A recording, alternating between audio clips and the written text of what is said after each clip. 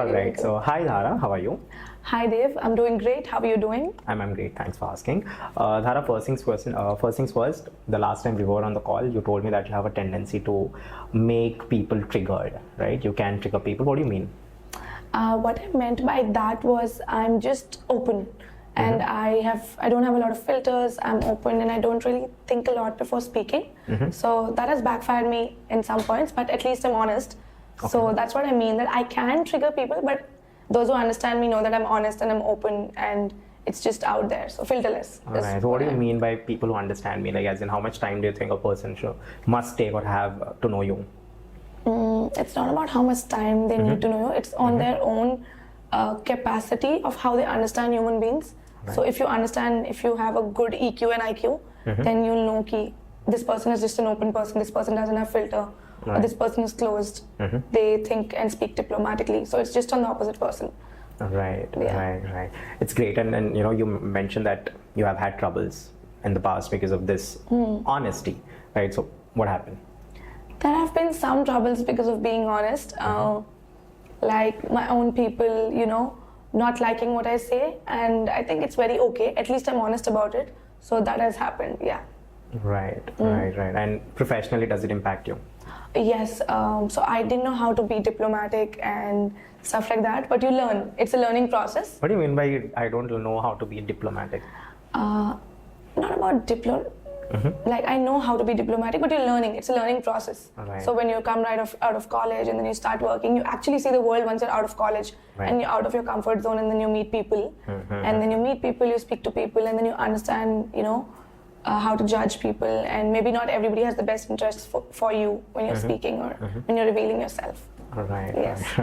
It's amazing. So what I'll do is, since you are a very honest person, we'll go back to your childhood, and from there we'll start the journey so that I have an understanding from where did you actually become this person, right? So how was your childhood like? My childhood was super fun. So how were you? Were you like silent kid? No, I was like a talkative kid. I was always a bright, talkative kid in school and college. I was always like the talkative, famous kid in school and colleges. And even in my home, we're a very big family. So everybody had their own space. Everybody had their freedom to be what they want to be is what I believe. That's why then you can be what you want to be in life. Right. So everybody had their freedom and space, and we could openly speak, and it was super fun. So I think that's how the adulthood has shaped up. Right. So it was a joint family, you mentioned. Yes. And you are a Jain, right? Yes, I'm a Jain. How's life growing up like a Jain? Like, how's a Jain's life? Because I do not know, obviously. So how is it like? Okay. And then there are many misconceptions. You don't eat certain food. There's very certain, restrictions, right? Onions. And I don't know if it's true. No problem. Onions. And then I've also heard that you are not supposed to eat potatoes, man. Potatoes, garlic, and all. Yeah. So how's life growing up like a Jain? Okay. So I'll explain you everything about why they say what they say. Right. So I feel very blessed, and I'm very proud of who I am and how I've been born and brought up. Right. So I call myself Dhaara Jain very proudly. So Jainism comes with a lot of principles, and its biggest principle is not to hurt anybody as much as possible, as much as in your control. You might hurt somebody in life, but you try not to. So what happens when you're talking about the food habits, when you say not to eat onions or garlic or potatoes, it's again a choice. I personally eat it, but it's a choice. If you want to eat it, it's on the families. Why they say not to eat it is because those are underground vegetables. And when you pull out those vegetables, they have a lot of microorganisms in them which you don't see and which you kill in the process. Whether it might be the leeches or the organisms that you cannot see. Going back to our science 7th grade, the amoeba which you see under the microscope. Right. So there are a lot of organisms, and you're basically killing them in the process. So are we supposed to speak in Hindi here? Yeah, please, multilingual. So it's like in our like multilingual. You can multilingual. Yeah. So it's called Jeev Hinsa. So that you are actually killing an organism while you're removing those vegetables and eating them. You're killing more because they have more microorganisms than other vegetables and fruits. Right, comparatively. Yes, so that's why they're told, and they also have a lot of ill effects to the health. Like they cause anger. Do you know about onions, that they cause anger and lust? I've never. No. No. Do you know why these Brahmins and everybody all the monks and all the many Brahmins as well, they go for sattvic food? Because onions and garlic, they're very pungent. And they cause anger issues, they cause a lot of lust as well. They have an aphrodisiac, like they are. Oh, okay. Yeah. Okay, never heard of it. Yeah. Thank you. The podcast is done. I learned my stuff today. No. But yes, having said that, I get it now. Thanks for enlightening me. I think this would be really helpful. Wow, I've got my first reel already. But having said that, how's life living as a Jain? You know, I want to understand that part. And of course, you growing up, you have different friends from different religion and different cultures altogether, different traditions. So how do you place yourself and how do you look at them and how do you look at yourself? So what I've learned from my religion and what it's different for every family. Right. In Jain also there are different families and how they've been born and brought up. So what I've learned is the biggest principle of Jainism is live and let live. So you live how you want to and then you let others live and you don't bother anybody too much. Right. So that's the best thing. So you don't bother anybody. That means you also keep yourself happy and don't bother yourself too much. That means stop judging others, stop judging yourself also. For what you're thinking, what you're doing, because everything that we do is very normal and very human, because we're all human and we have human experiences. Right. So, but there are a lot of good principles, and I see a lot of people around me who've picked up habits that I do, and they're like, wow, Dhaara, I'm not having onions today, and I feel good without it, because they also cause an odor, bad odor. Right. So, all of those stuff, and then killing of mosquitoes and eating vegetarian food. Right. Yeah. Right. Great. Yeah, it's a lot of good karmas. Right. They're like, there's this sheet, it seems, when you die, like the good karmas and bad karmas. So it's like your good karmas have more plus points, and then your bad karmas have more points. So you're not an accountant, right? Not an accountant. No, my family is, my sisters and all are accountants and all. Right. But like, there's this sheet. So it's mostly based on the principle of improving your own karma and life, so that you don't have a next birth and then you attain moksha. And you believe in it from what age? Like, when did you start believing in it? Since I've been explained about it since the age of 5 or 6, since we started understanding, and then I got into yoga.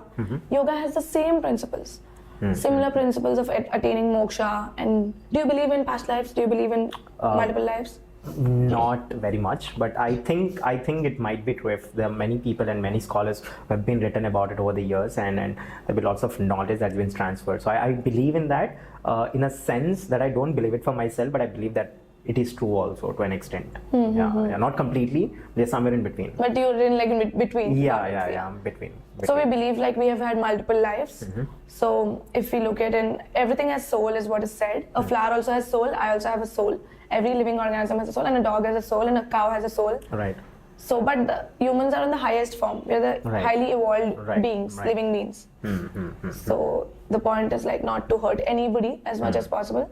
And it seems we've evolved through everything. And to get human birth is like the highest form of karmas that you've done, to be sitting here and talking. Like you have all your 5 senses. You're able to talk. You're able to eat. It's because you've done some great karmas. You're here. Right. Maybe one day in the past life you were an ant or you were a cat, and then you evolved. Same with me, everybody. Right. Like you evolved from an ant and cat and a mammal, and then you got a human birth. So you should be highly like blessed. Right. And how does it feel after doing some great karmas for yourself in your past lives and then being here sitting with me and talking? No, I'm feeling amazing. I'm feeling really good, and I was super excited for this podcast. Super excited. First video podcast. Yeah, this is just the start. Oh, you have done audio podcast before? I've done an audio podcast with Indian Broking Stock Exchange. Oh, really? Yeah. What did you speak there? So it was just a Spotify podcast on meditation. They are from Bombay, Kalyan, and there's Kalyan's partner, and they make videos on. They give finance knowledge. I think they have 100K followers, and I did it like 2 years ago. It was just a small Spotify podcast on meditation. Right. But I'm sure this would be your favorite podcast for years to come. Definitely. First video podcast. I love being on camera, so I love it. Thank you so much. Really? You love like on the camera, like you? Yeah, I love being on camera. Oh, great. There are multiple layers to you, so I'll get into each one. Sure. We'll get there. So first things first, I want to understand this religious aspect of yours. I've just seen your phone. You had a nice Hanumanji picture. I'm very observant that way. So when did you become religious, and how was it instilled in yourself? So it was instilled in me since I was born only, because I'm a Jain, and we do a lot of prayers, and we focus on cleansing our karmas and doing good stuff, and small things that your parents put it in you, go into Gaushala and serving the needy and helping the poor. But I've always believed in God, and it just got stronger over the years. So I used to live in Tadband Hanuman temple. I used to live behind that, and then I used to go to Hanuman temple, and then I have. So your growing up completely is in Hyderabad, or Hyderabad, totally born and brought up in Hyderabad, and I'm like a full believer of everything, everything universe, astrology, numerology. Oh, you God, believe in numerology as well? Everything. What's your date of birth? 24th October. So your Moolank is 6th. Yes. Yeah, I've been recently getting these reels. Yeah, the Moolank reels. If you like it, you'll keep Yeah, seeing more of them on your feed. Yeah. So Moolan 6. Have you checked how is it for 2025? Did you get any reels? Yeah. Okay. It's How very is it? good for us. I'm very happy. For- And it's very good for people who worship Lord Hanuman as well, because it's Mars, number 9. Okay. So I don't have any professional knowledge, but anyways do that. Right. All I know is my numerology is 1. Oh, you're number 1. Yeah, Okay. number 1, and it happens to be number 1 as well, like in terms of the chart as well. Number ones nice. are number ones. So that's for bragging sake. But having said that, you were talking about being religious, right? But then at a certain point of time when you grow up, it becomes hard for you to be religious, right? Because you have your career and then lots of stuff and happening here and there. You slowly lose that touch, I believe. How is it for you now that you're this age? Okay. So it's very important. I believe I'm connected to God, and it's very important for me to stay connected to God. I try to go to temple once a week. I do my prayers every day. I do my chanting every day. It's not for God or anybody, but it's for me at the end of the day, because I feel peaceful doing that. I feel content, and it just calms my own self, my mind. It's for my own self, and it's my own relationship with God. So, and I really enjoy it, and I just do my chanting and meditation and all. It's for my own self. Right. And we all think all this fasting and all is for God and all. For the first sake, it's for yourself only. You're just Correct. Those are ways to cleanse your body. Those are ways to fast. Those are ways to give your digestive system a break. Yeah. Right. What's your perspective on God? See, I understand when we talk about God, the very first thing that comes into my mind is Shri Krishna, Vishnu, and then Shiva, and then Brahma. Those are the images that I get, the linga, But then for everyone, their definition of God is different, right? So what's your definition of God? When you look at God or when you think about God, what's the first thing that pops up in your mind? So any higher power which you maybe cannot see, I believe there's a higher power, and that is God. And I always respect all religions, everybody who worships their God. You just believe in a higher power, and there are, certain ways to go about life. Right. So that's about Who's it. your favorite God? Do you have a favorite Yeah, God? Hanumanji and then Shivji. I like all gods actually. Okay. I pray to all gods. I mean, Shivji, if you're praying Shivji, then all the gods. I mean, they say, right? Yeah. And God Hanumanji is like one. an avatar of Shivji. Right. Yeah. Right. Oh, you know that? Yeah. We are very rooted. Yeah. Great, I know. great. I know the stories. I know Mahabharata and Ramayana and all. So your favorite is Lord Shiva and Lord Shiva and Lord Hanuman. Okay. My favorite, I don't know if I have a favorite, but my mom says that I'm Kana. Krishna. Oh, Krishna. Yeah, Got it. she loves Krishna. She adores Krishna. So that's your mom's favorite. That's not your favorite. No, What so is your since favorite? she calls about it, so I thought, okay, So fine. maybe you got an yeah. inclination towards it. Yeah, little inclination towards Lord Krishna, and his list very charmer, Yeah, right? yeah, He's yeah. witty, and then there's this great. He's person. amazing. He's yeah, like super he's amazing. fun. I know. And then my favorite idol, as in people, the only inspiration that I have is SRK, Shah Rukh Khan. yeah, I really look up to him. he's amazing. Yeah, so he's my only person, like my favorite go-to person, my inspiration, my motivation. So he's also charming, witty, and all that. So I find it very similar to how Lord Krishna is. So I feel if there's someone who can play a role of Lord Krishna with his off-screen, on-screen personality, I feel Shah Rukh Khan can really play, because he's women's man, right? Charming, and then he's really 100%. witty. So I really like this, and it's very ironic that Lord Krishna is of course a Hindu, and then Shah Rukh Khan is a Muslim. Yeah. But the way Lord Krishna is, I can see all his qualities in a Muslim guy. Right, so I feel that this is where the beauty comes out. 100%. The beauty of human beings and life, and right. It's beyond religion. It's beyond religion. Right. Absolutely. Because at the end of the day, when you look at God, it's about the qualities you like, right? Yeah. If you say you like Lord Shiva, you would think about the intensity, about his anger, about the way he manages, about the way he destroys the darkness, right? So you have a certain inclination towards his character, towards his personality, and only then you love him as a god, right? So I believe that at the end, gods are all about attributes, all about 100%. qualities, And they all about teach the characters. same thing, but just in different ways. Of course. Yeah. So I believe, at the end of the day, maybe human beings not making, a fuss around it. Like the things that's happening these days, very sad, right? So I believe that if people really understand understand the essence of God and what they stood for. They did not stood for Hinduism. They did not stood for their religion. They stood for humanity. I think these terms came out a few 200 years ago only. I know. There were no terms as such, I believe. Right. It's just evolution and then these terms coming out. Right. We should start a dharmic podcast. Yeah, it's going really dharmic. That was Yeah. not my expectation, but Yeah. okay. I really like the point where you spoke about Shah Rukh Khan being your idol. Yeah. When I told you I'm honest, Shah Rukh Khan is also dead honest. I know. He's just so honest and clear with what he wants and what it is. Right. Have you seen his interviews and Of course, podcasts? I'm the biggest fan of Shah Rukh. He is just so out there, and he's very proud of himself, and like he has manifested his way into whatever he is, and he says himself that he's the king, and there's nobody like me. There will be nobody like me in the future. Right. I know I'm the best, and what I'm doing is the greatest of work, because he believes what he is. That's why he is the way he is what I think. But of course, he has got something special about him. Right. That he is. I mean, if we are talking about gods, or even if Shah Rukh Khan, I don't think I'll stop because I'm such a fan of Shah Rukh Khan. And gods, of course, I know lots of stories. So I've always been curious about. You know more gods. stories than me. Yeah, I know many stories. I'm sure you must have not even heard of. Yeah. Certain. I haven't heard. I'm like, okay, what's going on? Like, I have never heard of these. Yeah, and then of course coming to Shah Rukh Khan, of course, I mean he is Shah Rukh Khan, for a reason, and I just love that guts that he has, that audacity, that pure, sheer, raw power and audacity. He's such an amazing human being, is what I've heard it from people in interviews. Right. Like everybody, like I saw a random video, everything we watch it on the Instagram University, Right. Instagram University, Internet University, where Ritesh Deshmukh and everybody's like, whenever Shah Rukh invites somebody for a party, Right. and they come, and when they're leaving, Right. he'll make sure he'll go and drop everybody out till the door, Right. and open their car doors or make them sit and see each and everybody off and give them that much respect and Right. respect and love. Of course. That's why he gets all that respect and love back. Right. Yeah. Trust me on this. After the podcast, I'm coming down.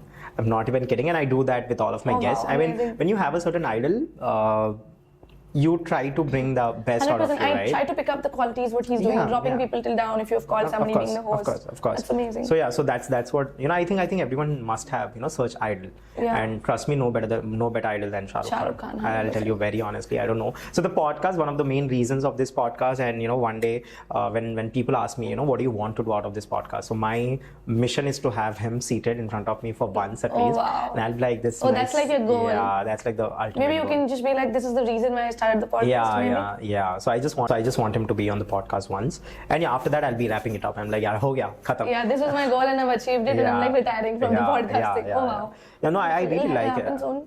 I So you have to think, yes. Please, thank you. You are a religious person, right? I'm a spiritual person. Yeah, person. I religious, believe in spiritual, God. right? And then you also are a Jain, right? And you very much are proud of it, and then you imbibe certain qualities, and you also love how those teachings shaped you as a person today. Now I'll understand. I'd want to understand your relationship that you share with your parents, right? Okay. So with your parents, how's everything going on with your parents? So I believe I have a very open, honest, and touchwood, happy relationship with my parents. Yeah, this is what. Yeah, touchwood, happy relationship with them. Yeah. And that's how it shapes you. I think my dad and mom are like my biggest, inspiration. Especially my dad, the way he has lived, the way he has worked for society, the things he has done, is what I think, become slowly. It's what you see and how your parents are that you pick it up. So I believe. Who do you love the most? Dad. I'm like a daddy's little girl. Every girl, mostly dad. Not everyone. Not everyone, but yeah, I like Right. my Well, dad. there's this meme, that there's this meme Lakshman says. Papa ki pari. No. There's this meme where Mehuna, SRK's meme, where Lakshman, his brother. Did you watch Mehuna movie? Yeah, of course. Yeah, Lakshman says, हाँ मेरी माँ ने कहा है सबकी होती है माँ, and Shah Rukh Khan is like सबकी नहीं होती, the dialogue. There was a meme. Oh damn. Okay. Yeah. So similarly, so you love your father more than your mom, and your mom knows about it. No comparison. Everybody knows about it. They tease me about it. That you're such a daddy's girl. Right. Yeah. Right. So I understand when you're taking inspiration from your parents, and then you certainly learn, certain things from them. What has been the biggest learning that you've had from your father? He's a very kind man. He's a very sensitive, kind man. He's very romantic with my mother, and the kind of things he does for the family.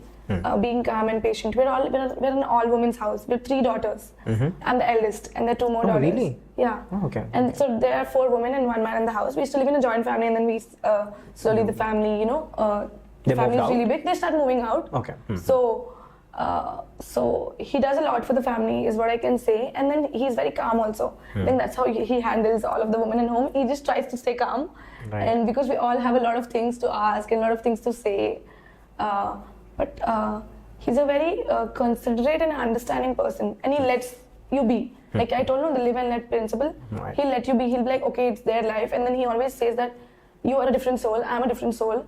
I cannot interfere or intervene too much, but I'll only guide you, like Right. as a father, and I'll try my best. But you are a different soul. Right. I'm a different soul. You have different karmas. I have different karmas, and you'll slowly understand what you want to do with your life. And he always let me choose what I want to be, Right. what I wanted to do. So like you are choosing what you want to do and be, Right. and like in full support of that. And he's like a very like romantic person, so he like cooks at home for me and my mom. It's romantic, right? Cooking. Yeah, please cooking, yeah. let them all know. Cooking is really I know, romantic. right? Men who cook. My dad really cooks for all of us. I know. And he makes tea for my mom every morning. Wow. Yeah, my mom is like, okay, I've woken up, I need my tea, and then he'll be like, yeah, I'll make it for you. Wow. Yeah, I'll definitely make it for you. So amazing. Yeah. I'll put this out as I've got my second reel now. Take 2. Now I've gotten my second reel. No, I think, very honestly, I've seen men, the alpha men that we speak, these days the word is very famous. And the other men, all the other men coming into different categories. I do not know the categories, but I really believe the men that has actually accepted their feminine side, they're just Stand out wonderful. more, yeah. I know, they're just wonderful. I mean, I don't want to brag about Shah Rukh Khan every time, but look at Shah Rukh Khan, right? He's macho as well as feminine. Yeah, when Right? it's a perfect combination, it's beautiful. I know. I mean, look at the combination. Then the highest form of God in Hinduism, because I'm not sure about other religion. The highest form of God is said to be Adi Nareshwar, right? Where this half man and half women, right? Uma Maheshwar, we call that. Parvati and Lord Shiva. That's like the ultimate form of God is what is mentioned in the books. So I believe that any man or any women, right? For both of them, it applies to both of the gender. I mean, look at women. For example, I can't give Priyanka Chopra. Yeah, I mean, she can be feminine, And of she can course. have and then those she- masculine yeah, traits as masculine well. traits as well. So I think that's what makes this, Makes her characters. shine more. Of course. So I 100%. believe that a perfect human being is the one who's accepting both the sides, the feminine, the masculine. And I guess that's where, the whole debate of being macho or debate of being feminine goes away, right? 100%, it's a perfect mix of both. Yeah. And in fact, in the opposite gender, if in a man you see feminine qualities, it's more appreciated. And I feel in a woman, if you see little more masculine traits, it's Right. more a little more stronger, powerful side, more Right. independence. That is more appreciated. That's more attractive. When Right. you see Right. men, usually when they say women, when they see women who are independent, who are strong, who speak their mind, who have their own way, most men like it, except for these insecure men. But most men, they love women like so.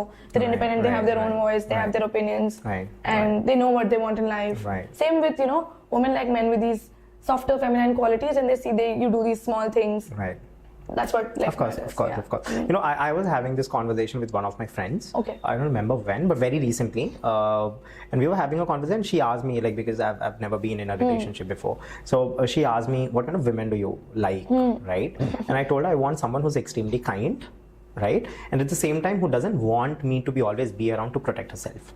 Right? I mean, imagine if you have to be always around a woman to just protect her, right? If she can't protect herself, I mean, today's days, I think it's very important for women to be that self who can protect themselves and not rely or 100%. depend on a man or something like that, right? And I guess if I have that quality, a woman who's extremely kind, right? Who's just very grounded when it comes to religion, when it comes to traditions, when it comes to understanding her loved ones and making sure that they are happy and she's happy, right? And when I say they are happy, it's not that you sacrifice yourself completely and then make sure that they're happy, not going to that extent, but having that balance. And at the same time, protecting herself, the ability to protect. I think the most amazing or the most attractive quality that I find in a woman is the woman who can take care of herself, who can protect herself and who doesn't need a man, basically. Yeah. Right? And when I say man doesn't need a man, it's not about just, making babies and all that. Again, people would be like, how can you make babies without a man? No, it's not like that. I would want a woman who can survive on her own, who can take care of her own. And let me tell you, the world will take you seriously only when you can take care of yourself. 100%. When Right. you take care of yourself, when you prioritize yourself, when you Right. have your own life, they take you seriously. Of course, And they of course. respect you more.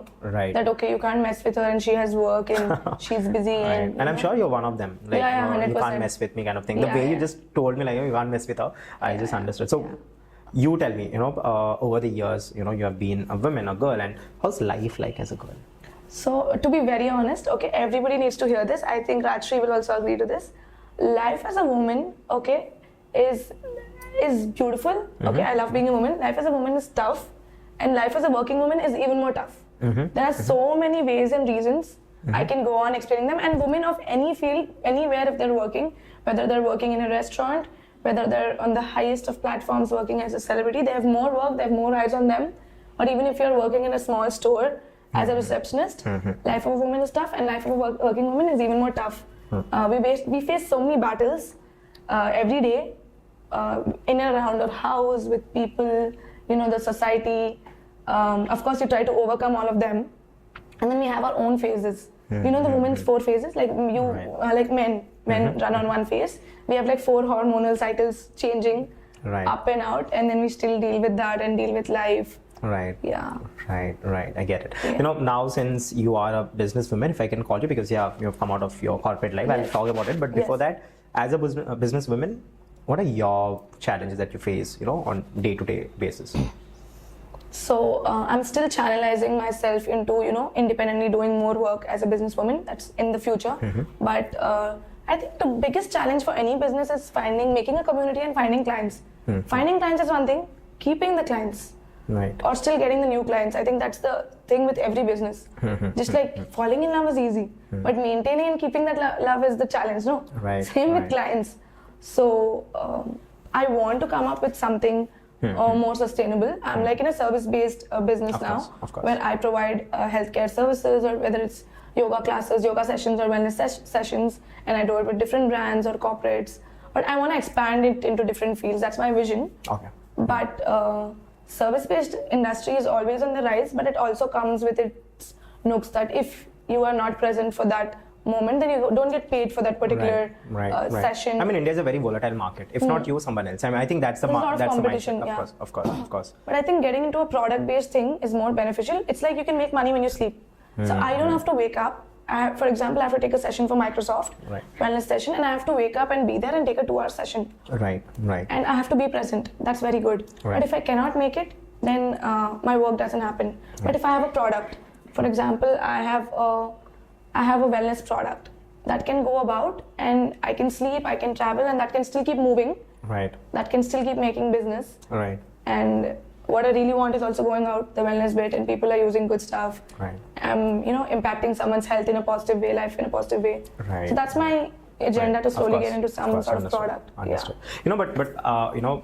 What I view this as, I mean, when you spoke about service and products of course are there, and then as you mentioned, you don't have to be present every time, right? You make a product, you make a good brand out of it, and then it works for itself. But at the same time, the competition is higher when it comes to product, 100%. right? I mean, for one wellness products, there are lots of wellness products, and I think in today's world, because of marketing, now people are confused which to choose, what to choose, right? I mean, these many products and amazing marketing, right? Look at the marketing game that, brands are playing these days. I mean, if Zomato is giving a certain marketing, the same thing is happening with Swiggy. And better, right? And I mean, somewhere that they're just cracking it out. delivering iPhones and diamond rings in 10 minutes. Right. What is going on in the market? Right. So the service and product market, I believe that, of course, they have they're very volatile, and there are new competitors coming in every day. But then I believe that the only way that you can distinguish your services or your products from someone else is about your personal branding, right? 100%. The way you behave, the way you show yourself, the way you present, the way you interact with your clients. You are your own brand. Right. Like you are your own brand, and I'm my own brand. That's how we have to. Right. So there was this movie back then, I think Tamasha. There was this movie where he is having this small talk with, Deepika Padukone, Ranbir Kapoor is talking with Deepika Padukone, and he's just explaining about companies, and he's like, they go to this Asian cuisine. I think it's Japanese. So I don't know which restaurant. They have gone to a Asian cuisine, and it's like, look at this restaurant, is it good enough or not? And this is, so and so cuisine. Back then, they were, countries were the brands, right? Back then, countries were the brands. That's what he mentions. And in the mid, it happened in a way that it transformed, and it became that brands have become countries. Right. So first, when you look at made in UK or made in USA, you would feel like, this is a product that I can trust on, right? But then later on, when Apple and all of those big companies have come, that's when the countries were gotten recognized because of these brands. So for the first, the brands were recognized by the country, like which country's brand is this? If it's from US, you can trust on it. But then later on, brand became the face of countries, right? Like Apple, that it has become the face of US now. All those bigger brands, when we talk about Samsung, it has become the face of South Korea, right? So that's how it transformed.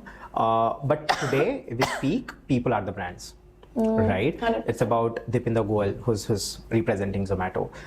It's about Kunal Shah, who's representing Cred, and they become the face of India now. So it has changed, right? It has changed over the years, and I believe that for your business to grow, for anyone's business to grow or services to grow, the only way that you can actually grow in this competitive landscape, especially with AI coming in, with digital markets, digital products coming in, digitalization happening very fast and very rapidly, that almost whole of India is on social media now. I think the more than 700 plus million people on social media from India itself. So I think the only way you can keep yourself ahead is through your personal branding. And that's really important, these days. And I believe, that would work. And I have seen your Instagram as well, and it's really amazing. I mean, you do have a good traction to it, but then, of course, it would grow over the years. But I think that's the only, keep on doing what you're doing. Yes. I just paused it for a while. So I was very active earlier, and then I was doing multiple stuff. There's like house, there's family, and then there's working in the corporate, then there's taking yoga sessions, and then I did my MBA, and then, different things. Then I was like more freelancing as a marketer and looking for more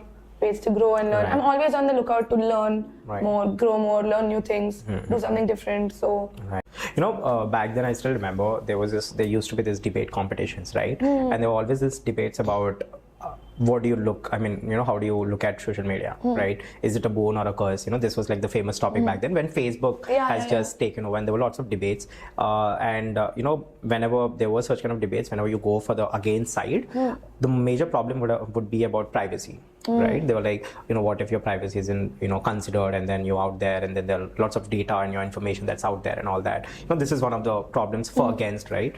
And for first, we used to talk about that, you get to, network with people and all that. So for first, it was very not so easy, right? When we now talk it's about more easier. Yeah. So last time when I remember that we had a debate competition, people used to basically win who were against social media, right? Because they were like bigger words and all that, and there were different reasons, of course. Those are fair as well.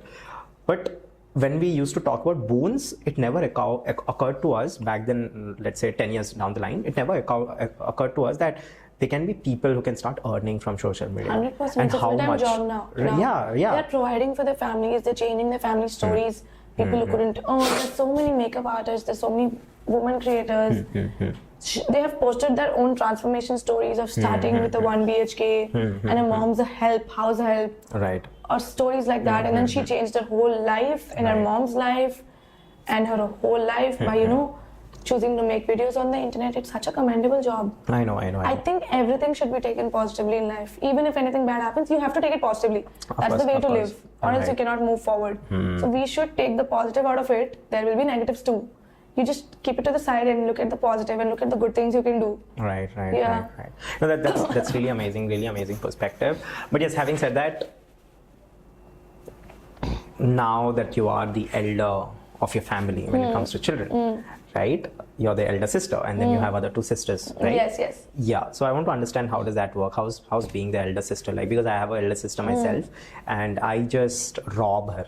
Very honestly, I rob her for everything. There are times where she doesn't spend anything for herself, but she has to spend it for me. Like there's no negotiation there, right? And then she is somehow like the elder of the family, of course, not just because she is by birth, she has taken birth before me, because I'm the middle child. We are three as well, similar to you, sorry. So I am the middle child, and then I'm the most pampered of all. Oh, wow. I am the most pampered child. I was going to say, you're the pampered kid and all. I know, right? We have gone through so much trauma. All the elder siblings and elder women, female siblings. We've gone through all the trauma, we've taken all the hits so that your lives are more comfortable, your lives are more easy. Right. I think we're like mothers to you all. Your sister might be the one who wants to give such a comfortable life to you. And you're always robbing her. Right. Whom can she rob? Correct. Nobody. Correct. She'll just work hard. She has to work hard. I know. And then she'll give all of that to you and your little other siblings, sisters or brothers. Right. Do it for a family. Last time there was this conversation in my family, and they were like, you have to take your life seriously. You should earn now. What are you doing? You do all these things and all that. Normal conversation.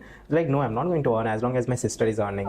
She'll be there. She'll take care of me. I just need some food and clothes to survive. She'll take care of that. I'll not work. These are the general conversations that happen between me and my sister. But I want want to understand that part of yours. How's life as a elder sister like, apart from the monetary part, but how does it feel like when you're the eldest of all, and then you have to also take care of them, you have a certain responsibility? How does it feel like? I think it's super fun being the elder one. Are you bossy sister? Like, are you a bossy sister? Like, Panila and all that? A little bit, not too much. I like doing my own work. Okay. It's super fun. It's super challenging as well, being the elder one. You have a lot on your plate. You have a lot of responsibility. And then you have challenges. And you overcome all of them. People don't see those things, but you've already gone through them, and we make the way clearer for our younger ones. All the things we achieve, all the things we do, and how we live our life is setting an example for our younger ones, if you, however you choose to live. Right. So it's super fun, it's super challenging, and I love my family, I love my sisters. So I think elder siblings are like givers.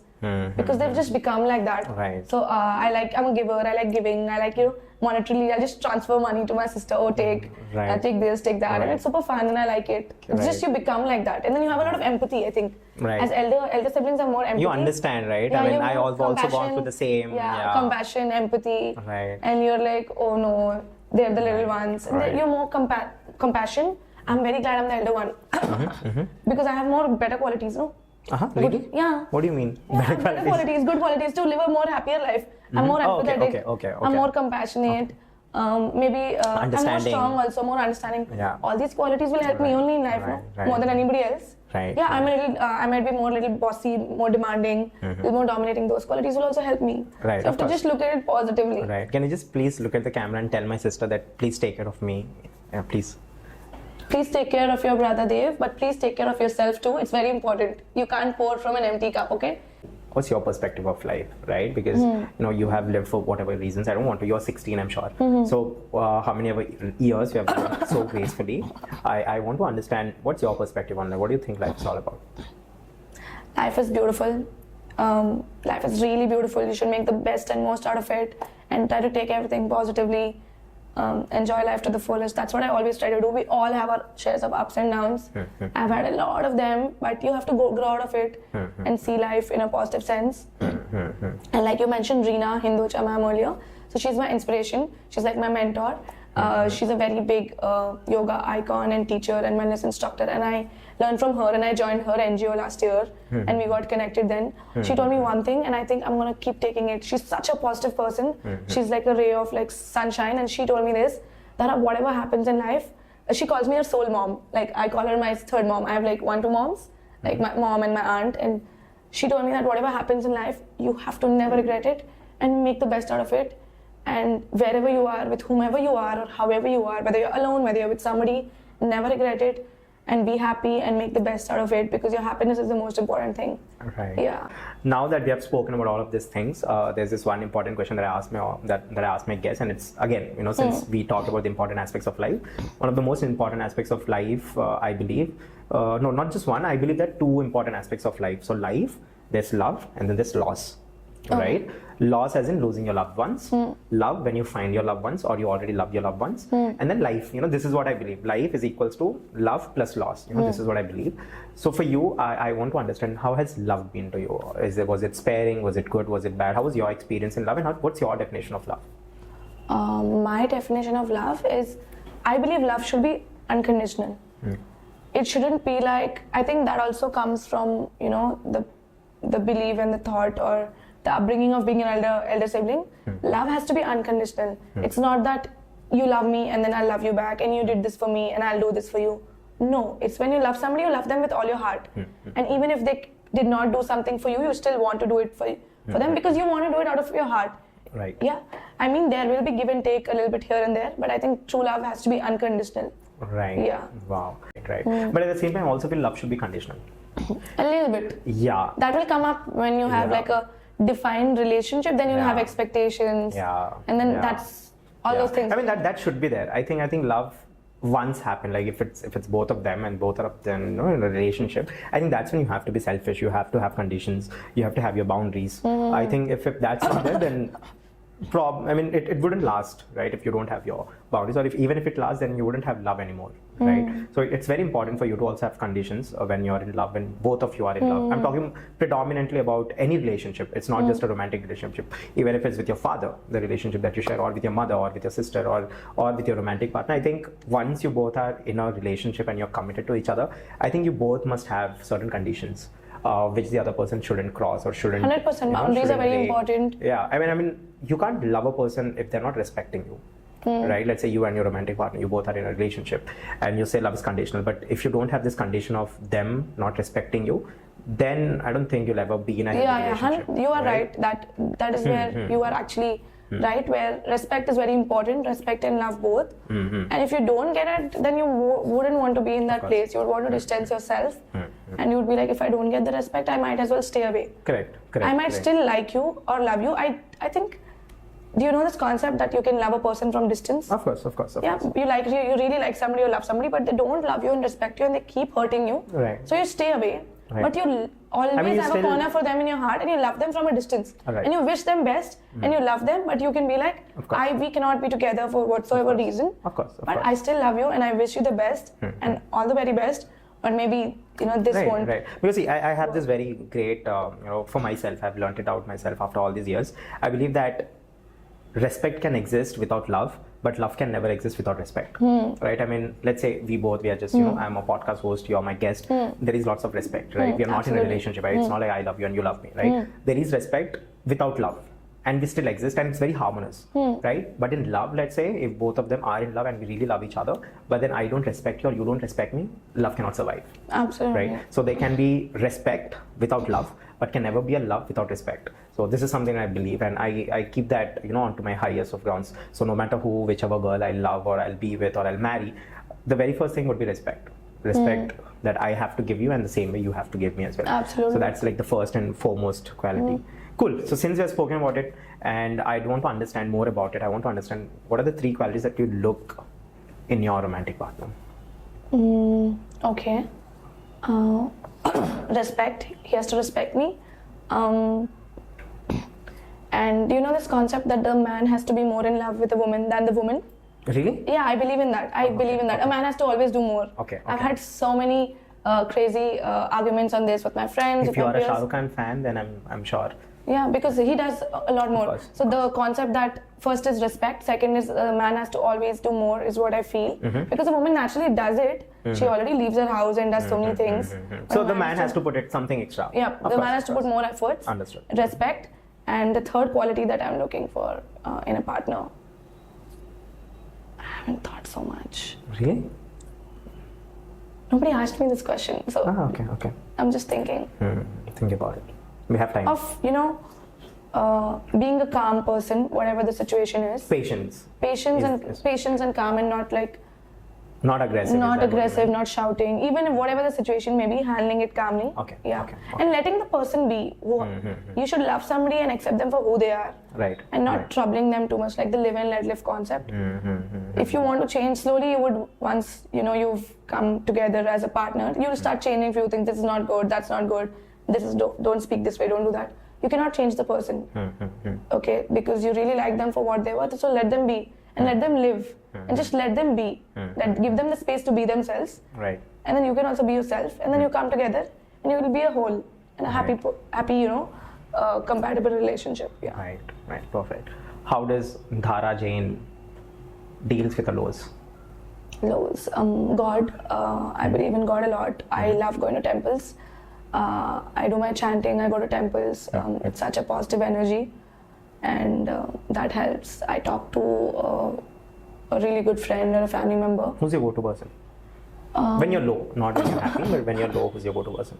Who do you think gets you the most and understands you and can calm you at a certain point of time, especially when you're in distress? I think my siblings, your family members, and your really good friends are the ones who will really help you in tough times, and you can always speak to them. We forget as people that there are people who are ready to speak to us. We just need to go out there and speak to people. So a lot of people face problems and challenges of depression and anxiety, and the suicide rates, because they don't speak to anybody. You should know that you are heard and seen, and you should speak to somebody if you're going through a problem. It can be your mother, father. Keep trying. Somebody will understand, your siblings, your friends. If nothing, talk to God. Right. There are different ways. Or write it down. You should know that there is somebody, and there is somebody for you, and they will listen to you and they'll help you. There's a way out. Right, Yeah. right. As I mentioned that I have a mental health organization myself, Project C Foundation. So there's this concept, there's this initiative that we have started called as Project Friend. So in Project Friend, what we do is, Project Friend, the name itself, it's like your 3am friend. Oh wow. Right. So as you mentioned, sometimes all we need is just someone to listen us. Listen to us, Right? and just give us a hug and yeah. be like, you're fine, Yeah. I'm with you, whatever Correct, the decision is. Correct. Whatever you So want we to have something called as Project Friend, where he or she can be your 3am friend. So let's say you are mentally disturbed and there's certain problems that you're facing and you really want to talk it out and you want that comfort space for someone to listen to you and understand. That's it, not more than that. So we have something called as Project Friend, where you can dial up and you can actually get connected to our get connected to our psychologists. Everyone are again a budding psychologists. They're not like some random different streams or experiences altogether. So they are budding psychologists and they are trained as well. So what we do is we make sure that anyone in distress, they can get connected to us. And what we do is we will make sure that a project friend is assigned to that person who can listen to that person completely, understand what's there, what's not, and etc. I love that. Great idea. And if it's like first aid, it's like first aid for someone who's mentally disturbed or is in distress, mental Wow, distress. I love it. How do I be a part of it? I would love to be a part of it. As in, love to be a part of it, as in? You want to be a project friend? Part of Project Friend. Maybe I can be a friend to somebody and listen to them at a tough time. Can you put like people who are not professionally mental health coaches? No, we are working on it. I'll let you know. I'll Sure, I would love to be a part of this. Maybe someday at 3 a.m. and if you have an app and of course. you have a pop-up that somebody wants to talk to you and I'm awake, I'm like, yeah, I'm ready to talk to somebody and make them feel good about themselves. Yeah. No, we are working on it. Actually, I'll let you know. I would love to be a part of it. I would love to be a project friend for somebody and help them. Right. Thank you so much. This is what I wanted to understand how you deal with your lows. Apart from that, when you're happy, when you're super happy, what's the first thing that comes into your mind? Super happy. I love eating. Okay. I would love to spend time with my friends and family. Love to dress up, go out. And when you're happy, you should always give. And even when you're sad, I forgot to mention. So if you have too much happiness or too much sadness, you should know that you can give it to the world. If there's too much sadness, you don't give the sadness to the world. Then you went out and called people and be like, oh my God, this is happening, that is happening.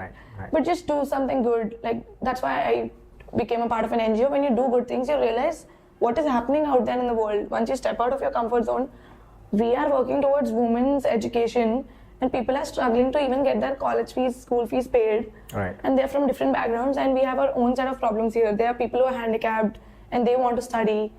So there's a lot of problem out there in the world. You should always see people, below you and where you are. So, oh my God, I'm so grateful. I could have been there, but I'm here today. My dad always says the same thing. So we have, in our old house, we used to have an empty land. And it's an empty land because they were going to build an apartment and there was servant quarters for our house help and she would come. So our dad told me was one thing and that just hit me. He's like, God is so kind to us. There is just one wall difference between us and them. We could have been there, but we are here today. And they are our servants and helps and we are the owners. God is so kind to us. You never know. So you should always be good and kind to everybody. There's just one wall of difference between them and you. Wow. This much difference between, you could have been anywhere, but God chose to put you here. Always be thankful for whatever you have. Right. Let your dad know that I'll be always happy to host him. 100%. I've got my third reel now. 100%. Right. So, it's really wonderful to see how people, have different perspectives. And that's why the podcast, again, it's just amazing to have, because I've been asking this question about life and what's their perspective on life. And each time I ask my guests, I get different answers every time, right? So there's no one or two answers to it. There's no right or wrong answers to it. It depends on your experiences at the end of the day. And I also believe that, when we talk about experience as such, we believe that, this is the experience and, these are the kind of things that I've lived and I've seen and, this is what shaped me. I don't think that actually shapes you. Your experience doesn't shape you actually. Your experience will shape you only when you're learning through it, only when you are putting it into perspective, right? So let's say you have gone to a place, right? If you have gone to a certain place and then your tire got punctured, right? And you did not have this Stephanie, right? You did not have another spare wheel to actually help you out with it, and you just thought, okay, fine, it's normal, it's okay, happened, and then somehow you got some help and you have come out of that place and you're in your place now. The second time, if you don't have this spare wheel again with you, this time even after knowing that this thing can happen and you don't learn through it and you still don't have a spare wheel in your car and you go somewhere and the same thing happens, you never learn. You never grow, right? So experience can only give you the teaching. It's up to you whether you're learning from it or not. So I completely believe in that, and I believe most of the people who are not doing well, even after they're facing lots of problems, even after they've been to different issues, is because they just experience things, but they're not letting those experiences teach them, right? So I always believe that you have to be very articulative of it. If you've gone through a breakup, why did that happen? When did that happen? How did that happen?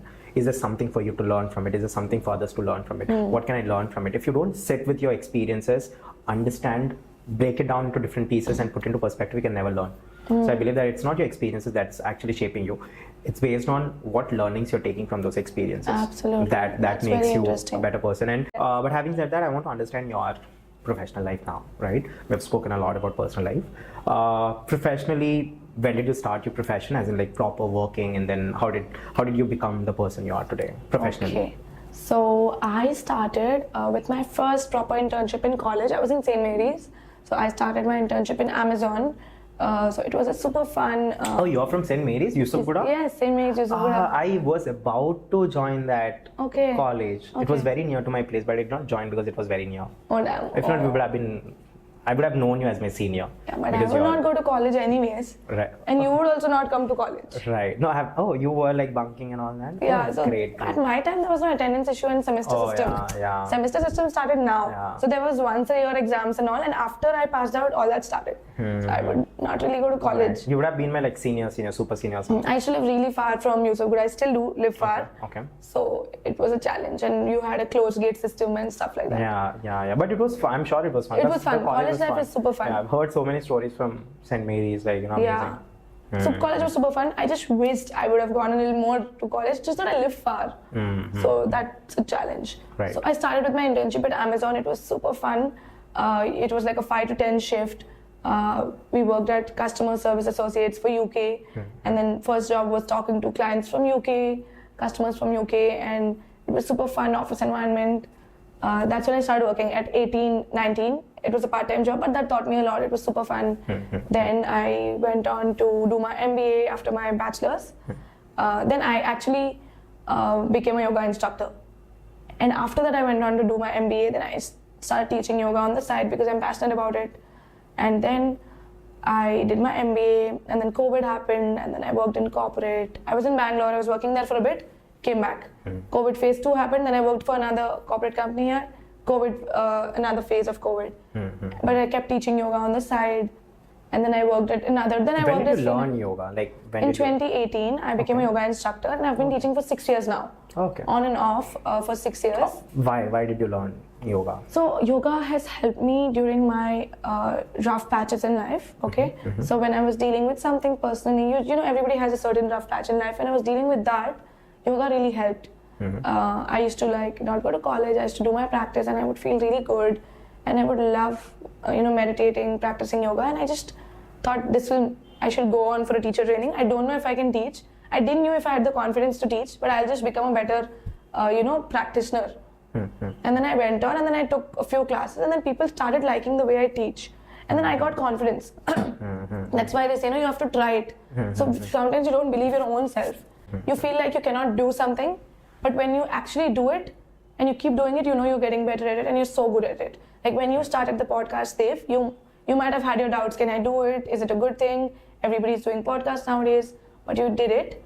And then you'll have your own crowd watching you, and then you had somebody coming and appreciating you for your work, and then you realized I was actually doing a great job, and you restarted it. The same thing, I didn't know if I had the confidence to teach yoga or be an instructor, but I started teaching. I think it's like destiny. Just like Shah Rukh Khan had his destiny of becoming an actor. Right. He didn't plan this. Right. And then he just became one.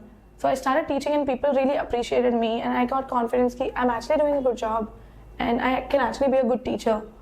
So that's when I started taking it up more professionally, and last year, in the recent years, I've worked a lot in this field and I've done a lot of workshops while I was freelancing as a marketer.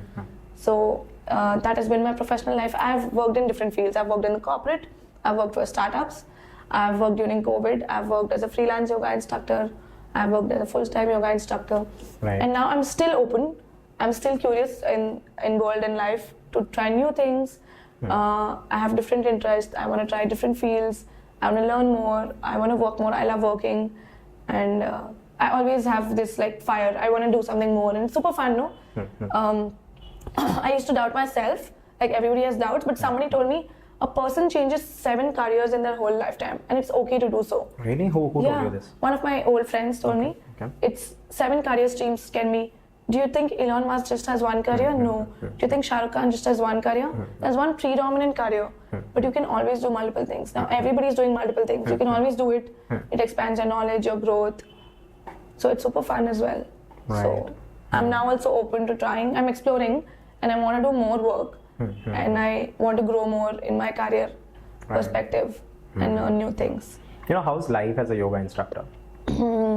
It's super fun. I get to meet new people and I interact with new people and then I teach people and I do what I love. That's the most important thing and I'm very passionate about it. And the best thing is you can help with making someone's life better. You're actually improving someone's health. By every practice, you're improving someone's health. You're boosting their immune system. You are improving their health. So I'm glad that I can improve their health and I can make their lives longer and happier. Right. Yes, but this was for the reel, right? But I want to say something. But I want you to say something. But sometimes I feel that I picked up the wrong career because you have to wake up early. Right. And you have to wake up early for work. And I'm like, did I really? Can I? Like, I feel like changing it up, switching it up. Yeah. Was this me? I have to wake up early. Right. And in winters, it's even more difficult. You just want to snuggle up and you have to wake up early. Right. Sometimes I'm like, did I choose the wrong career? Maybe I can try something more and new. Right. Do you meet clients who give you the same feeling sometimes? Yeah. They don't show up to classes, it's okay. But if I don't show up, it's not okay. So, as a teacher, you have a lot of responsibility to be there and teach and all. Right. Yeah. They all tell me, clients are like, ma'am, I can't do it today. Ma'am, I left your classes. I'm so sorry, ma'am. I'm just not able to wake up. I'm so sorry, I have work. I'm so sorry. I'm like, it's okay. It's your choice. No problem. Right. But I want to talk about the not so good clients as well. Have you ever dealt with clients that you do not want to work with again? Yeah, like there are students who like come up so to you call it students, right? Wow. Students Such a nice or clients, yeah. But I think I like my teaching job. So the thing is, not a lot of people can tell me a lot of things because I'm the teacher. Right. And then I'm like, don't teach the teacher. Right. I've used that term all around in my life now. You don't teach the teacher. Right. You can't do that. I have a very similar phrase, but in Hindi, but I have a very different, vulgar way of putting it. What is it? No, I'll say it after the podcast. Okay, then. I'm waiting to hear it. Yeah. So, don't teach the teacher. Yeah. So, not a lot of people can tell me a lot. When I was working in the corporate, there were seniors above me. And they could tell me stuff when the work is not done or something happens, a little bit of delay, which is very normal. And you have somebody you're reporting to. But here, as a freelancer and as an own entrepreneur, that I only take my own workshops, I take care of my own clients, and I choose to work at different places. I'm my own boss, so that's the best thing. It's the best thing that nobody can actually tell you anything or a lot of things. And you can manage your own work according to you. And yes, I do have clients and students who come to me with their feedbacks or suggestions or complaints that why don't you teach this? I don't like. They literally come to me and tell me I don't like your class today. And when I send other teachers, like I have a team of teachers, when I can't go, I like that teacher. Can you send her more? They tell me stuff like that. Okay. And they're like, I didn't like this class. Can you please change it? Then I'm like, okay, don't teach the teacher in the head. But I, of course, take their feedback. Of course. Because they're all your customers and clients, and customer is king. That's what we've learned in business schools. Customer is king. Okay. Right. You have to make the customer happy. And you have to... What stream did you get into? Marketing and HR. And I did my MBA in marketing and HR. So I'm a full-on marketer. And it suits my personality. I'm an extrovert, I'm talkative, I'm out there. So, and then I'm marketing my own work now. Right. So, but you have to listen to the customers or clients because customer is king and you try to tweak it here, there for them. But I have a lot of students, they're groups. And in a group, if I'm teaching 30 people, the possibility of 1 or 2 not liking out of 30 is more. They won't like it every time. So you can't make everybody happy, but you try your best Right. Yeah. What has been the worst compliment that you've ever gotten? Worst compliment? No, sorry, I put it in a wrong way. Not worst compliment. What is the worst comment that you've ever heard about your yoga or about you or anything like that? Have you heard about that? Anything? Worst comment. Yeah. Regarding your work. To be very honest, I am touch wood. I'm very happy about it. I get appreciated for my work a lot, and my students are happy. But they sometimes say it's mundane and it's boring. It's repetitive. Yeah. Because I cannot introduce new asanas, no. So the same, yeah. So they're the same asanas, Right. same Surya Namaskar. I cannot introduce something else. Surya Namaskar, same asanas, same pranayams. Ma'am, we're getting bored. Then I try to switch it up a little bit. But I have few people telling me that they're getting bored of the same routine. Then sometimes I'm like, you come to the gym. Will you stop doing squats because you're getting bored? You will still do it 3 to 5 days a week. Right. Will you stop doing pull-ups? Will you stop walking because walking is boring, but you walk every day. No? Eating is also boring. Why are you eating every day? Huh? So same ways you have to do Fourth your asanas. reel. I got my fourth reel. So asanas also you have to keep doing it. Right. Yeah. Right. Will you stop coming to the gym because you have to do the same squats? Squats are boring. Right. You still do it, no? And you have to do yoga also in similar manner. Now It's I very good for understand health. why you told me that you have the knack to trigger people. Yeah. I told it to one of my clients. He was just looking at my face. I was like, will you stop doing squats? It's boring, no? And he's like, Sorry. yeah. Okay. Like, little bit savage like that. Savage. All right. You have that sass. Little bit. Yeah. I try to control it as in a professional space because then How sassy are you on a scale of 10? What do you think? No, I'm asking you. I am not supposed to think. I'm no podcast. I'm the host. No. I think 8.5. Oh, it's a good number. Pretty good 8.5. number. I want to do better. I want to be like more sassy and savage. Hey, what? The sassiest women that I know is from Kabhi Khushi Kabhi Gum, Kareena Kapoor sassy. You know. Yeah. The Pooh, right? Yeah. I can be Pooh and Parvati both. So you can be a mix. It's good to be a mix. Yeah. Understood. Yeah. And what's the best compliment you've ever gotten? Both personally and professionally. We'll also get into the personal stuff because we want something entertaining as well. Okay. Yeah. So professionally, that I am a really good yoga instructor. I've gotten a lot of compliments for my work in yoga. Yeah. That they feel really good. The best compliments ever are my back pain is gone. When they tell me my lower back pain is gone, my back pain is gone, my knee pain is gone, Wow. And one of my clients lost 11 kgs. Wow. And he literally wrote me messages on New Year's, on Teacher's Day, when they messaged me, Happy Teacher's Day, you've really changed my life. One of my clients, he's such an adorable man, and his daughter got me a birthday present. Wow. And he's like, and he wakes his the daughters, wake their dad up every day, wake up, or else Dhaara ma'am will, you have to go for Dhaara ma'am's yoga class, or else Dhaara ma'am will scold you that why did you miss the class? Wake up. And he lost 11 kgs. Wow. And he, like, the back pain is reversed, knee pain is gone, and he's super healthy, super fit. Yeah. And when you lose weight and all that pain away, you're so young, vibrant, full of energy. Right.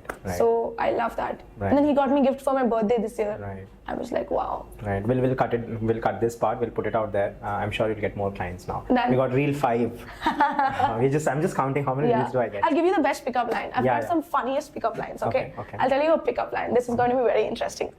You can use it, okay? All right. So once I was taking a yoga workshop at Cafe Milan. You got your best pickup line when you were doing the yoga? Okay. Yeah, so when I take yoga workshops, there are many people who come. So I don't know if I should say this, but I'll just tell it, okay? So one day I was showing a video or picture of my mom that you are getting like, these are my workshops and see my videos, this is the workshop today. And she's like, did you held an all men workshop? Why are there only guys? I can't help if they're coming for the workshop. No, if they're only coming for the workshop. And then there was one workshop where there were a few people, and then I got this pickup line, the best pickup line from a woman, which is really funny. Okay. But she gave a good pickup line, and I was like, okay.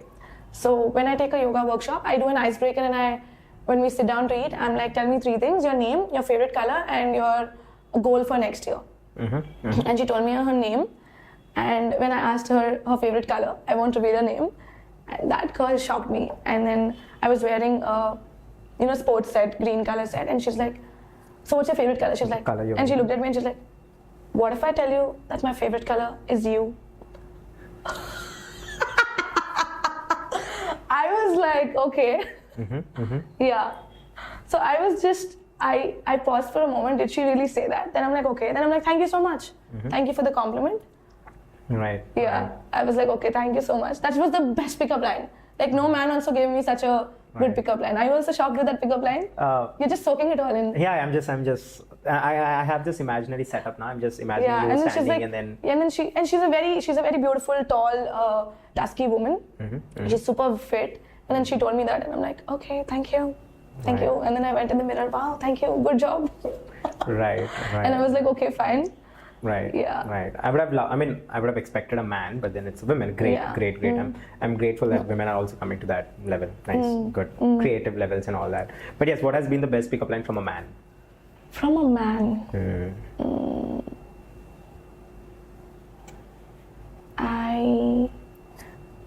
This girl bet all of them in the pickup line, so I don't really remember any. Right, I know, right? Yeah, Right, but that's a very when good... there's a certain standard set, Yeah. you wouldn't remember the other things. So unless women are someone always, breaks it. that's why I love women more in the sense that I'm more proud of them, because women they put set the such high standards yeah. that can you beat it with such a bigger compliment, higher compliment. I know. Yeah. Great. Amazing. Yeah. Great. So now we'll move on. Okay, Sure. I've just absorbed all of it. Yeah. Okay. Now I'm still there. I'm Yeah, actually I figuring out what could be the next pickup line after she has given you. No, it's very this difficult to amazing- cross that level. I know, I'm right? like, okay. I know. And especially when you're on a podcast setup, right? You can't do that. You can't Yeah. misbehave with your guests. Guests can be cranky.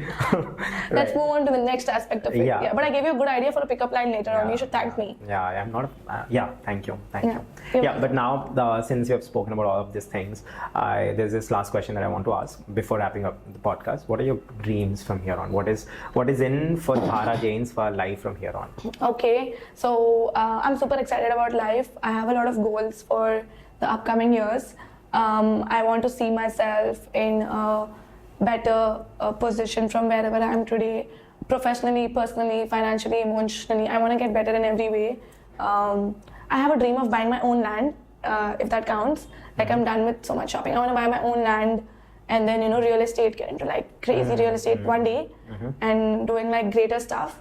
And I want to buy a big piece of land and then sell it for a bigger amount, and then wow, amazing. Right, So I have this thing of buying my own land, and then I want to make a really good career, earn a lot of money, and then I have to give one chunk to my little sisters. As elder sibling, I have to give one chunk to my little sisters and family, and those are my goals. And I want to get into something product based and do something of my own moving further. Right. And I want to represent my country on an international platform. So I don't know how am I going to do that, but that's my goal and aim. Right. So let's see. Let's see what can be done. Right. Yes. Right. Since I've mentioned all of these things, there's this one question that suddenly popped up. What is something that scares you the most? What if you cannot achieve what you have set for yourself? Okay. Yeah, that scares you the most. Cool. So before wrapping up the podcast, and one more question. I know I've told this now multiple times, but yes, define Dhaara Jain in 3 words. Okay, Dhaara Jain is super fun, super fit, and I think, and a happy person and a giver. Oh, Yes. Great. And very very goal oriented, and always wants to learn and grow. Curious soul, super curious. Yes. Okay. Done. Super fit, super fun, and curious. Yes, done. Right. So we'll have a part 2 as well. This is not the end of the podcast. Okay. Right. This is just the part 1. There are lots of things that I have to know about you and lots of stories, right? Because you have lived for certain years, and I'm sure there are lots of more stories that you have to Is it share going to with happen us. now? It's not going to happen now. This Sometime is later. Yeah, sometime later, but we'll definitely do that. Probably in 2025. Okay, definitely. Yeah, once when few of your dreams come into Goals, reality. yeah. Then I'll come back again, yes, Yeah, to achieve we'll them. talk about it. But before that, what we do is we play a small game with a host. Sure. Right? Sorry, with a guest. Okay, Yeah, done. so the Rapid guest fire round? Yeah, no, not the rapid fire round. Okay. So it's like so basically I'll tell you. So what we do is, since I mentioned that our podcast is about impact as well, not just information or entertainment. So I'm not restricting the podcast just to my studio. We also do something impactful. So that's our motto. What we do is we play a small game. You look into my eyes, I look into your eyes. Whoever loses, they'll have to perform a philanthropic dare. Okay. Right? So the philanthropic dare would be like teaching underprivileged, or volunteering your time or teaching, going out there and teaching to underprivileged children for an hour or two, for an hour or two, not year, and maybe feeding some underprivileged children or distributing some blankets to old age homes, something like that. So something philanthropic, something impactful. All right. So you'll have to look into my eyes. I'll have to look into eyes. Who do you think will win? Does watering eyes count? No, I mean unless you blink, right? If you blink, you're out of the game. That's. I'm not sure. You have played this more times than me. Right. So right, I'm not right, sure now. Right. Right. Shall we start? Yeah. Will. Yeah. 3, 2, 1. Start. I can talk and make you laugh, right? Of course. Yeah. So the thing is, my eyes water. Yeah. Oh, I blinked. Like I already half blinked. something. Okay. Cool. Thank you. So Dhaara Jain has lost the game, but of course we are doing something philanthropic, so it's not actually Yes. lost. So what am I gonna do? I'm excited. Yeah. So I have written 4 dares here. Right, 1, 2, 3, 4, and you have to pick a number between 1 to 4, and whichever number you pick, whatever is written, you'll have to perform that. So whatever is written in that number, you'll have to perform that with me, all right? And I'll be there with you so that I know that you have actually performed it. And we're putting out on social media so that many people get inspired through your work and 100%. they also do it in their respective lives, all right? So do you want to pick up from 1 to 4? I actually have something in my mind that I was wanting to do from a long time. Okay. So can we do that? Yeah, let me know. Okay. Yeah. So I was actually planning on teaching yoga to the transgenders. To if there's a community, there will be a community in Hyderabad. Of course, there should And I be. just want to take one workshop for them and then see how it goes, because I feel they lack a lot in different fields of life, and definitely in the field of fitness, they are still not out there. I mean, I know they have gotten into politics and the media world, but it's still a taboo for them. And I really want to take like a yoga workshop. I've taken it at NGOs, at orphanages. I want to take a health workshop for them and about different good health habits. Teach them some yoga asanas, some pranayams about fitness and interact with them. I really want to do that. Right. So do you think we can do this together? Yeah, of course. I think this is really amazing idea, and I just happen to think that why didn't I come up with such a beautiful idea? It was great, and I'm sure we'll do it. So the next time we meet, we will do it together. 100%. Let's do this. Yeah. Yes. Thank you. Yes. And having said that, it was great having you on the podcast. It was really very candid, right? Because most of my guests are like from different backgrounds, founders, very big experienced and all that, and I really don't get to be this candid the way I was with you. I was really candid with you, and it was great having you on the show, and it was great talking to you. How was your experience? Thank you so much, Dave, for calling me here on the podcast. I was super excited for this opportunity. I'm still super excited. So thank you so much for calling me. This is my first ever video podcast, so I will definitely never forget this. And I had a lot of fun. And this was not the way I thought it would be, like a general strict podcast. It was very candid, very open. It was like an open conversation, like an open book, like a human library sort of thing. Right. So it was super fun, and we were just having conversations and we were flowing. So I loved it. Thank you so much. Thank you. And I'm Thanks looking so much. forward to working as a as a friend, the mental friend. Yeah, project friend. The project friend. Yeah. I would want to be one of your project friends for your mental health company that you're planning to open, and we would go and do on the workshop for the transgenders, Yeah, and we will work on the background of it, and we'll work on it. That'll be super fun. Of course, we'll document it, and we'll let our audience also see. 100% for sure. Thank